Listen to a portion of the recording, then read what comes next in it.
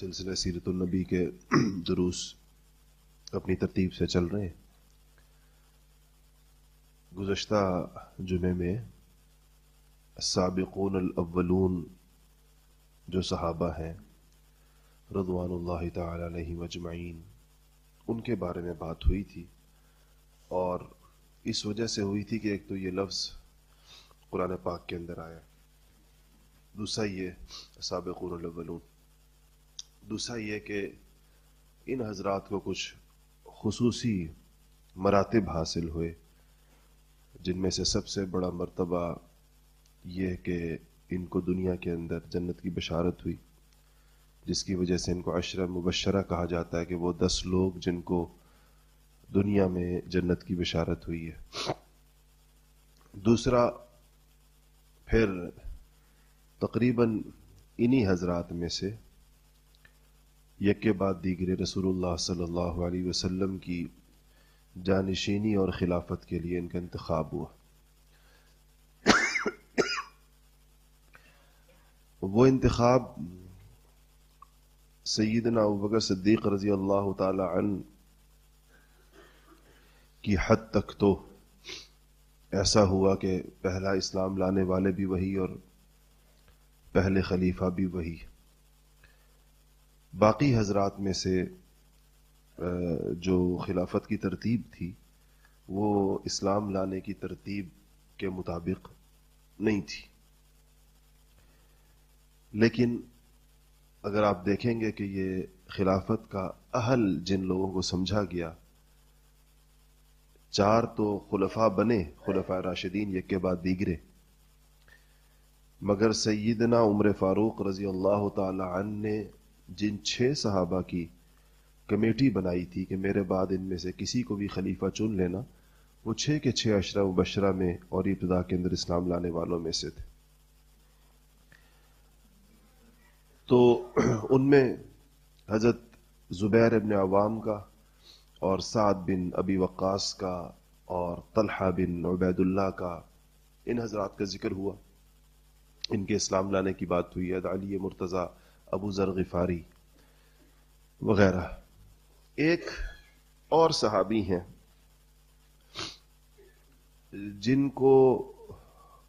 کا نام نامی عبداللہ ابن مسعود رضی اللہ تعالی عنہ، اور یہ ان 4 لوگوں میں سے ہیں جن کے بارے میں رسول اللہ صلی اللہ علیہ وسلم نے فرمایا تھا کہ خذ القرآن من 4، 4 لوگوں سے قرآن سیکھو۔ ان 4 میں حضرت عبداللہ ابن مسعود رضی اللہ تعالی عنہ کا نام نامی بھی تھا۔ دوسرا اعزاز ان کا یہ تھا کہ یہ حضور اکرم صلی اللہ علیہ وسلم کے خادم خاص تھے۔ ان کو صاحب السواک والنعل بھی کہا جاتا ہے، سواک مسواک کو کہتے ہیں اور نعل جوتوں کو کہتے ہیں۔ تو آپ کے نالین شریفین اور آپ کی مسواک، اور یہ دونوں ایسی چیزیں ہیں کہ یہ کسی ایسے بندے کے پاس ہو سکتی ہیں جو ہر وقت ساتھ رہے، کیونکہ دونوں کی ضرورت کسی وقت بھی پڑ سکتی ہے، وضو کرنا ہو یا کہیں باہر نکلنا ہو مسجد سے، تو ظاہر ہے تو یہ ان کے پاس ہوا کرتے تھے۔ اور فقہاء اور مفسرین صحابہ میں سے ہیں، ان کی تفسیری اقوال بہت مشہور ہیں، اور بعض حضرات نے تفسیر ابن مسعود کے نام سے اس کو جمع بھی کیا، جیسے عبداللہ ابن عباس رضی اللہ تعالی عنہ کی تفسیر جو ہے وہ مشہور ہے، ایسے عبداللہ ابن مسعود رضی اللہ تعالی عنہ کی تفسیر بھی مشہور ہے۔ یہ اپنا اسلام لانے کا واقعہ یہ بتاتے ہیں کہ میں عقبہ بن ابی معیط، مشہور سردار ہے قریش کا، اور حضور اکرم صلی اللہ علیہ وسلم کو اس سے بہت زیادہ تکلیفیں پہنچی ہیں، وہ چند ایک لوگ جن سے سب سے زیادہ آپ کو تکلیف پہنچی ہے اور جنہوں نے سب سے زیادہ بدبختی اور شقاوت کا مظاہرہ کیا ہے، ان میں ابو لہب کے بعد اگر کوئی نام آ سکتا تو شاید اسی عقبہ بن ابی معیط کا ہے۔ یہ آپ کا پڑوسی بھی تھا، ساتھ والے گھر میں رہتا تھا۔ تو کہتے میں اس کی بکریاں چرا رہا تھا، یہ عبداللہ ابن مسعود رضی اللہ تعالیٰ عنہ فرماتے ہیں، تو کہتے ہیں کہ میں باہر تھا، مکہ سے باہر، بکریاں جیسے چرائی جاتی ہیں پہاڑوں پر، تو میرے پاس ایک دن رسول اللہ صلی اللہ علیہ وسلم اور ابوبکر صدیق رضی اللہ تعالیٰ عنہ وہاں سے گزرتے ہوئے میرے پاس آئے اور مجھ سے کہا کہ ہمیں دودھ پلاؤ. تو میں نے کہا کہ یہ بکریاں میری نہیں ہیں، میرے مالک کی، اور میں چراتا ہوں اس کے لیے، تو یہ امانت ہے میرے پاس، اس لیے میں ان سے دودھ نکال کر نہیں پلا سکتا. تو حضور اکرم صلی اللہ علیہ وسلم نے فرمایا کہ کوئی ایسی بکری ہے تمہارے پاس جس نے ابھی تک بچہ نہ جنا ہو، بلکہ وہ حاملہ ہی نہ ہوئی ہو، یعنی چھوٹی ہو؟ تو میں نے ایک بکری سامنے کر دی، تو آپ نے بسم اللہ پڑھ کر اس کے تھنوں پر ہاتھ پھیرا تو اس کے تھن دودھ سے بھر گئے. کہتے ہیں حضور اکرم صلی اللہ علیہ وسلم نے اور حضرت بکر نے اس سے دودھ نکالا اور خود بھی آپ نے نوش فرمایا، ابو بکر رضی اللہ تعالیٰ عنہ کو پلایا، مجھے بھی پلایا. اتنا دودھ اس بکری کے تھنوں سے نکلا. پھر آپ نے اس کے تھنوں پر ہاتھ رکھ کے فرمایا کہ اقلس، سکڑ جا. اور کہتے ہیں بکری دوبارہ ویسے ہو گئی جیسے کہ وہ پہلے سے تھی، جو اس کی پہلی والی حالت تھی.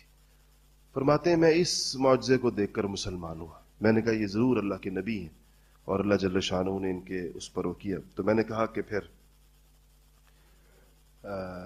جیسے میں مسلمان ہوا تو میں نے کہا کہ یا رسول اللہ علمنی، یا رسول اللہ مجھے کچھ سکھائیے. تو آپ صلی اللہ علیہ وسلم نے کہا کہ میرے سر کے اوپر ہاتھ پھیرا اور فرمایا کہ بارک اللہ فیک فإنک غلام معلم. آپ نے فرمایا کہ اللہ تیری عمر میں برکت دے، تو پڑھا ہوا ہے، تو سیکھا ہوا ہے. معلم کا مطلب ہوتا ہے جس کو پڑھا دیا گیا ہو، جس کو سکھا دیا گیا ہو. کہتے میں نے تو علم کی درخواست کی تو آپ نے کہا کہ تو پڑھا ہوا ہے اور تو سیکھا ہوا ہے.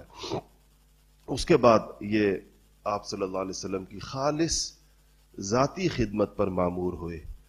فرماتے ہیں کہ یعنی حضور اکرم صلی اللہ علیہ وسلم جب کپڑے بدلا کرتے تھے تو یہی چادر تان کے کھڑے ہوا کرتے تھے، جوتے ان کے پاس ہوتے تھے، مسواک ان کے پاس ہوتی تھی، اور آپ صلی اللہ علیہ وسلم نے انہیں بھی جنتی خوشخبری سنائی تھی.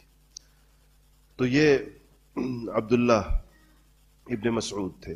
ایک اور صحابی بڑے نوخیز، ایک بڑے قبیلے کے سردار کے بیٹے، وہ حضرت عمران نام ہے ان کا، عمران بن حسین. یہ حسین صاد سے ہے، ایک حسین ہوتا ہے سین سے، جو حضرت سیدنا حسین رضی اللہ تعالیٰ حضور کے نواسے ہیں جیسے ان کا نام ہے. ایک حسین صاد سے ہے، تو یہ عمران ابن حسین ہے. یہ پہلے اسلام لے آئے تھے. ان کے والد صاحب یعنی جو عمران تھے وہ بڑے مکہ مکرمہ کے رؤساء میں سے تھے. خزاعہ جو قبیلہ تھا اس قبیلے سے ان کا تعلق تھا، بنو خزاعہ سے، جو حضرت اسماعیل علیہ السلام کا ننیال بھی تھا.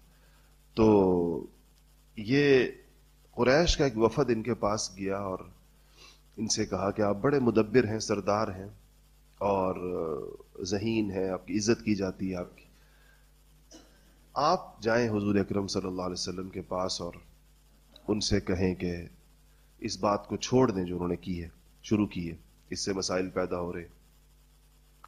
تو یہ گئے اس مجلس میں جہاں آپ صلی اللہ علیہ وسلم تشریف فرما تھے، اور اپنا ایک وفد بھی اپنی قوم کا ان کے ساتھ تھا. ان کو باہر بٹھایا، خود اندر کمرے میں تشریف لے گئے. تو جب آپ صلی اللہ علیہ وسلم کا معاملہ دیکھیے، جب یہ اندر تشریف لائے تو صحابہ بیٹھے ہوئے تھے سارے، چھوٹا کمرہ ہوگا، لوگ زیادہ ہوں گے. آپ نے فرمایا کہ اپنے سردار کے لیے جگہ کشادہ کر دو، جگہ بنا دو اس کے لیے. تو وہ آ کر آپ صلی اللہ علیہ وسلم کے پاس بیٹھ گئے. آپ جن لوگوں کو اللہ تعالیٰ نے دنیا میں کسی سرداری یا عزت سے نوازا تھا، آپ صلی اللہ علیہ وسلم ان کے مقام اور مرتبے کا لحاظ فرمایا کرتے تھے. یہ آپ کا طریقہ رہا ہمیشہ، اور یہ آپ کے اخلاق کا حصہ تھا. قبائل کے سردار آتے تھے یا بعض اس زمانے کے اعتبار سے جو لوگ بڑے سمجھے جاتے تھے، تو آپ صلی اللہ علیہ وسلم ان کو ان کی حیثیت کے موافق ان کے ساتھ برتاؤ فرمایا کرتے تھے. اور ہمیں بھی یہی کہا ہے کہ انزل الناس حیث منا، یہ حدیث شریف کہ لوگوں کے ساتھ ان کی حیثیت کے موافق برتاؤ کرو. اللہ یہ جو دنیا کی عزتیں ہوتی ہیں اللہ ہی کی دی ہوئی ہوتی ہیں، اس کا بھی لحاظ رکھا جاتا ہے. تو کہنے لگے کہ انہوں نے کہا کہ حسین نے کہا رسول اللہ صلی اللہ علیہ وسلم سے کہ میں نے سنا ہے قریش آپ سے بڑے نالاں ہیں، آپ ان کے خداؤں کا انکار کرتے ہیں اور آپ ان کے بتوں کو برا بھلا کہتے ہیں، کیا یہ بات درست؟ آپ نے فرمایا کہ حسین تم کتنے خداؤں کی عبادت کرتے ہو؟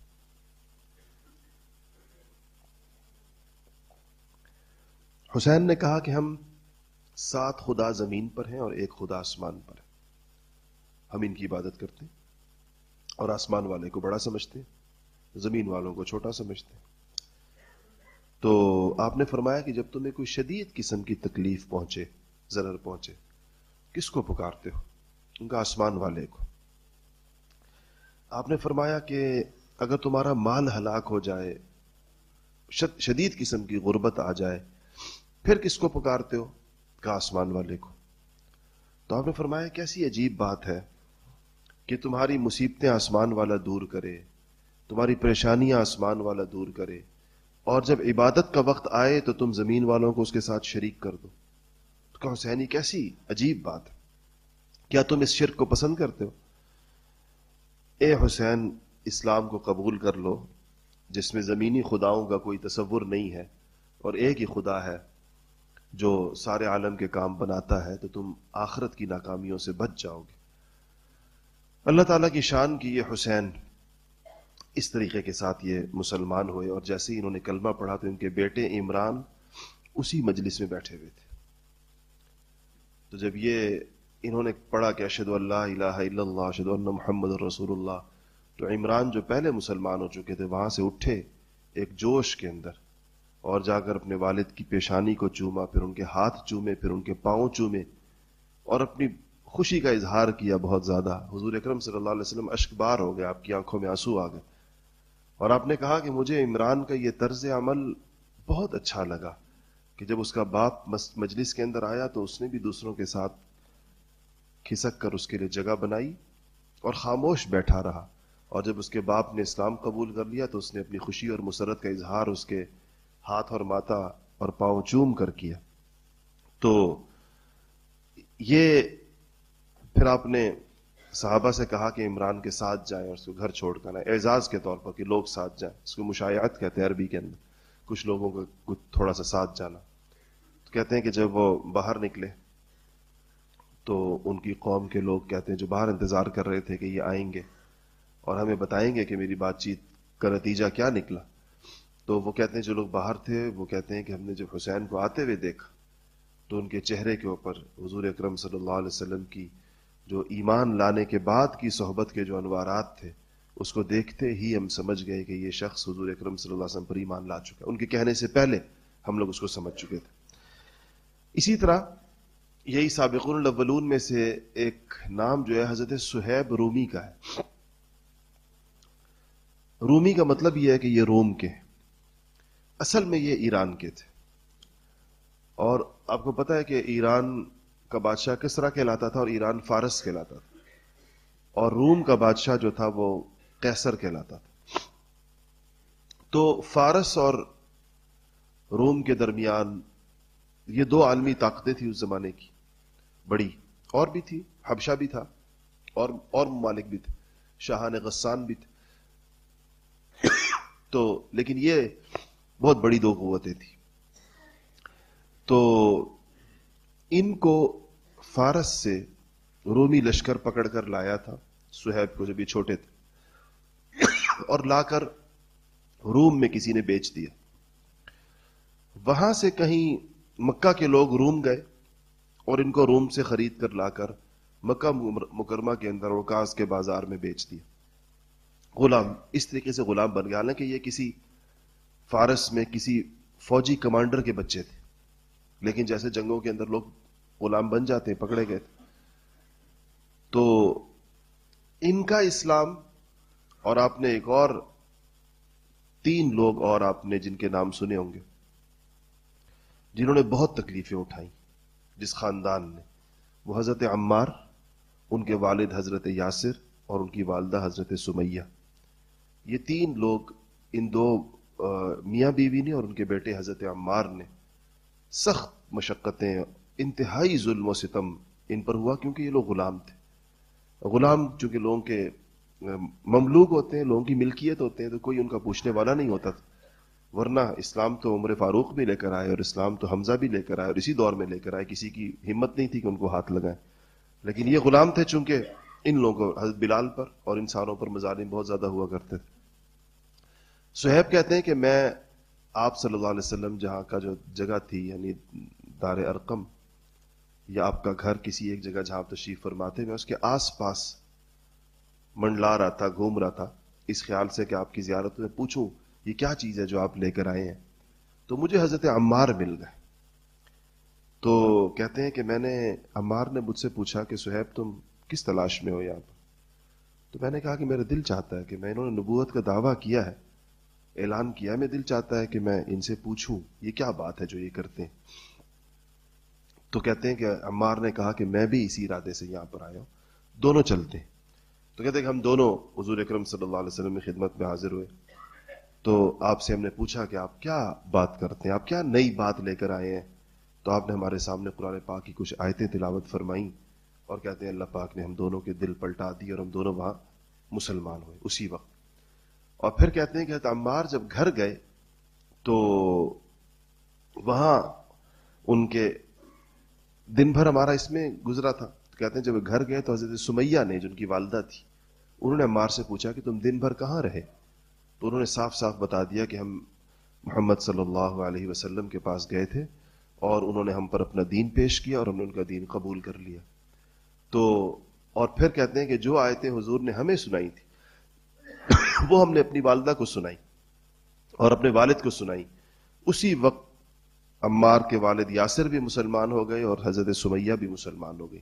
تو یہ چار لوگ جو ہیں، حضرت صہیب رومی اور عمار ابن یاسر اور حضرت یاسر اور حضرت سمیہ، جن کو اسلام کی پہلی شہیدہ ہونے کا اعزاز حاصل ہے، حضرت سمیہ کو، ان کو یہ ایک ہی دن مسلمان ہوئے. ان کے ساتھ ان کے مظالم میں سے ایک یہ ہوتا تھا کہ ان کو آدھا آدھا زمین میں گاڑ دیا جاتا تھا سخت دھوپ کے اندر، اور مونڈوں تک یہ زمین میں اور اس میں مٹی میں بھر دیا جاتا تھا، اور اوپر جو گردن اور اوپر کا چہرہ بچ جاتا تھا اس کے اوپر یہ قریش کے سردار یہ کوڑے مارا کرتے تھے ان کو، جس میں انسان ہاتھ نہیں چلا سکتا، لہو لہان ہو جاتے تھے تینوں. آپ صلی اللہ علیہ وسلم گزرتے تھے وہاں سے، اور آپ حدیث میں جملہ آتا ہے کہ آپ فرمایا کرتے تھے کہ اصبروا یا آل یاسر، اے یاسر کی اولاد، اے یاسر کا خاندان، صبر کرو، اس تکلیف کے اوپر صبر کرو، اور ان کو آخرت کی کامیابیوں کی بشارت دیا کرتے تھے. یہ اور بھی بہت سارے ہیں، لیکن ظاہر ہے کہ سب کا تذکرہ ممکن نہیں ہے. یہ وہ حضرات ہیں جو ابتدا کے اندر مسلمان ہوئے ہیں. دو اور حضرات کا اسلام ہے جس کی تاریخ کے بارے میں، یعنی اس کے سن کے بارے میں، سیرت نگاروں کے دو بڑے گروہ. ایک حضرت سیدنا حمزہ رضی اللہ تعالی عنہ اور ایک حضرت عمر ابن خطاب رضی اللہ تعالی عنہ. چند چیزیں ان کے بارے میں آئی ہیں. ایک یہ آیا ہے کہ سیدنا عمر ابن خطاب رضی اللہ تعالیٰ عنہ کے اسلام پر مسلمانوں کا عدد 40 ہو گیا تھا. یہ بات آتی ہے کہ 40ویں نمبر پر اسلام قبول کیا. ایک یہ بات آتی ہے کہ حضرت حمزہ اور حضرت عمر فاروق کے اسلام کے درمیان 3 دن کا فرق ہے، 3 دن کے وقفے سے اسلام قبول کیا. اور سیرت نگاروں کی ایک بڑی تعداد یہ کہتی ہے کہ یہ دونوں حضرات 6 ہجری کو مسلمان ہوئے، جبکہ اس 40 کے عدد والی روایت کی وجہ سے یا کچھ اور روایات کی وجہ سے کچھ سیرت نگار یہ کہتے ہیں کہ یہ 2 ہجری کو مسلمان ہوئے، کیونکہ 6 ہجری تک تو وہ ہجرت ہو گئی تھی حبشہ کی جانب، اور اس کے اندر 100 سے زیادہ لوگ جا چکے تھے اس طرف. پھر تو 40ویں بن نہیں سکتے، تو 40 لوگ تو پہلے 2-3 سالوں میں پورے ہو گئے تھے. اس لیے بعض محدثین کی بڑی مضبوط رائے یہ ہے اور ان کا اصرار ہے اس کے اوپر کہ حضرت حمزہ اور حضرت عمر فاروق رضی اللہ تعالی عنہ جو ہیں یہ 2 ہجری کو اسلام لائے. ہجرت ہجری نہیں، 2 نبوی کو، نبوت کے دوسرے سال. یہ نبوت کے سال چلیں گے جب تک ہجرت نہیں ہوتی، تو نبوت کے دوسرے سال. اور بعض کہتے ہیں کہ نبوت کے 6 سال یہ اسلام لائے. مختصر سا بتا دیتا ہوں، یہ دونوں واقعات میں نے یہاں عمر فاروق کے ذیل میں بھی سنائے ہوں گے، حمزہ کے اس میں بھی. حمزہ رضی اللہ تعالی عنہ کے ساتھ آپ صلی اللہ علیہ وسلم کے بہت سارے رشتے تھے. ایک رشتہ تو یہ تھا کہ رضائی بھائی چچا تھے سب سے پہلے، تو عبد المطلب کے بیٹے تھے. دوسرا رشتہ یہ تھا کہ رضائی بھائی تھے، دونوں نے ایک انا کا دودھ پیا تھا. تیسرا یہ تھا کہ ان کی جو والدہ تھی، حضرت حمزہ کی والدہ، ان کا نام حالہ تھا. حالہ اور حضرت خدیجہ، حضرت بی بی آمنہ، یہ دونوں چچزاد بہنیں تھیں آپس میں. حضرت آمنہ کے والد کا نام وہب تھا اور حضرت حالہ کے والد کا نام وہیب تھا. یہ دونوں ایک ہی باپ کے بیٹے تھے. اس لحاظ سے نبی کریم صلی اللہ علیہ وسلم کے خالازاد بھائی بھی ہوئے. ان کی والدہ اور ان کی والدہ آپس میں خالازاد بہنیں تھیں، فرسٹ کزنز تھیں. تو یہ بہت سارے، عمر بھی قریب قریب تھی، 1.5-2 سال کا فرق تھا. ان ساری چیزوں کی وجہ سے آپ صلی اللہ علیہ وسلم کے ساتھ حضرت حمزہ کو بہت زیادہ تعلق تھا. اور جب اسلام کی آواز اٹھی تو حضرت حمزہ نے اس پر کوئی ریاکشن نہیں دیا، لا تعلق سے. آپ کی سیرت لکھنے والوں نے لکھا ہے کہ وہ شکاری مزاج کے آدمی تھے، ایسے تھوڑے من موجی سے، اپنے ان کی دنیا تھی، اسی میں رہتے تھے. اس لیے حضرت حمزہ کا نام ان لوگوں میں نہیں آتا جنہوں نے بہت شدت کے ساتھ اسلام کی ایسی مخالفت کی ہو کہ آپ صلی اللہ علیہ وسلم کو بہت زیادہ تکلیف پہنچائی ہو، یا جو لوگ نئے مسلمان ہو رہے تھے ان کو تکلیف پہنچائی ہو. ایک دن ابو جہل کہیں کوہ صفا کی طرف جا رہا تھا، تو وہیں اس کو حضور اکرم صلی اللہ علیہ وسلم نظر آ گئے. تو اس نے آپ صلی اللہ علیہ وسلم کے ساتھ انتہائی گستاخی اور بہت توہین کی، آپ کی برا بھلا کہا، گالیاں دی. بعض روایات میں آتا ہے کہ تھپڑ مارے، بعض میں آتا ہے کوئی اور پتھر مارے، مختلف، یعنی جو اس سے ہو سکا وہ اس نے کیا. آپ مجسمہ صبر بن کے کھڑے رہے. پاس عبداللہ ابن جدعان کا گھر تھا، مشہور سردار تھا، اس کی لونڈی یہ منظر دیکھ رہی تھی اور اس کو شدید تکلیف پہنچی، کیونکہ اس نے سارا منظر دیکھا کہ ابو جہل آ کر کیسے اس کا جو آفینس تھا وہ اس نے دیکھا. تو حضرت حمزہ اسی وقت کہیں اپنے شکار سے واپس آ رہے تھے اپنے گھوڑے کے اوپر. تو اس عبداللہ ابن جدعان کی لونڈی نے حضرت حمزہ کی جا کے اس کا باگ پکڑ لی، اونٹ گھوڑے کی، اور کہا کہ تم شکار میں مشغول ہو اور تمہارے بھتیجے کی آج ابو جہل نے اس کے ساتھ ایسا توہین آمیز سلوک کیا اور اتنی بدتمیزی کی، اور یہ کچھ کہا، کچھ اس نے بتایا لونڈی نے، اور کہا باقی اس نے جو کچھ کہا وہ میں اپنی زبان پر نہیں لا سکتی. اتنی اس نے ان کو گالیاں دی. اس کو سن کر حضرت حمزہ بالکل بھڑک اٹھے اور سیدھے پوچھا کہاں گیا وہ بدبخت. تو اس نے کہا کہ وہ بیت اللہ کی طرف گیا، خانہ کعبہ کی طرف گیا. تو یہ گئے اور سیدھے جا کر وہاں پر بہت سارے لوگ بیٹھے ہوئے تھے، سرداران قریش سارے بیٹھے تھے بیت اللہ میں. بیت اللہ ان کے بیٹھنے کی جگہ تھی، وہ دار الندوہ وہیں پر تھا، جو ان کی ایک طرح سے ایک ان کی پنچایت کی یا ان کے جو ایک ڈیرا سا تھا، وہاں بیٹھ کے مشورے کرتے تھے. تو یہ خاص جگہ تھی سب کے بیٹھنے کی. تو وہاں جب وہ پہنچے تو آپ نے بڑے سخت الفاظ میں ابو جہل کو مخاطب کیا اور کہا کہ، اور ان کے ہاتھ میں کمان تھی، وہی شکار سے واپس آ رہے تھے، تیر کمان ہاتھ میں تھے، تو اپنی کمان کی جو ایک تو اس کے اندر وہ جو لکڑی ہوتی ہے قوس، اس کو زور سے ابو جہل کے سر میں مارا. تو اس کا سر بالکل کھل گیا، پھٹ گیا. اور آپ نے اس سے کہا کہ تم نے آج میرے بھتیجے کے ساتھ یہ کچھ کہا ہے، اور پھر اس کو پریشرائز کرنے کے لیے کہا کہ کیا تمہیں پتہ نہیں ہے کہ میں بھی اس کے دین پر ہوں. یہ صرف اس لیے کہا کہ ابو جہل کو اندازہ ہو کہ وہ اتنا لاوارث نہیں ہے میرا بھتیجا. ابو جہل کو اپنا زخم بھول گیا.